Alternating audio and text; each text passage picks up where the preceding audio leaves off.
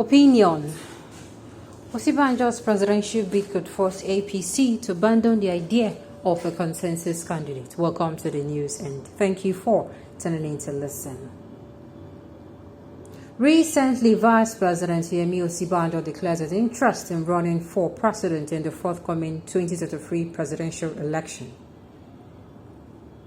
Such a move by the Vice President has fanned rumors and pitted him against his former boss, Bola Tinubu, after months of behind-the-scene mobilization. According to people familiar with the arrangement, unless something changes, Mr. Osinbajo'S proclamation will not be accompanied by any formal backing by his erstwhile boss and the national leader of the All Progressive Congress, APC. No matter how one wants to see it, true courage and boldness have already been demonstrated by Osinbajo'S 2023 presidential declaration. If he loses anyone's respect as a result of his refusal to back down from the race, it is simply because such person never had any respect for him in the first place. People often grow and attempted to make bold moves that will reflect their status. This can be argued to be the case between Osinbajo and Bola Tinubu. Sadly, majority of the people who are calling on Osinbajo to step down are not doing so because he is incompetent, but to please his former boss, who many Nigerians regard to be too old to rule the country.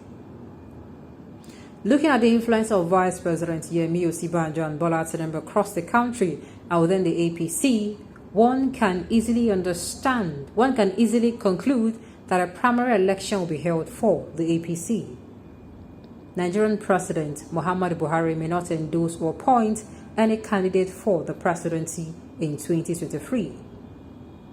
There are certain politicians who are outraged by this development. They are going to go crazy. Buhari will almost definitely not publicly endorse anyone, but he will do so at the national convention. He has enlisted the help of his disciples in the effort to ensure that his candidates succeed. His intervention on the chairmanship battle were not characteristics associated with the man. Many were surprised by his participation in Adamu's emergence. President Buhari may not use the final trump of the card in the same way that OBJ or Goodluck Jonathan did.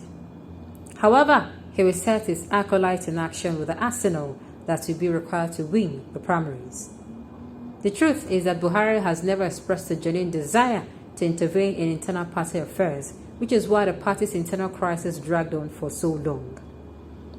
To build momentum leading up to the convention, he wanted all aspirants to demonstrate their popularity.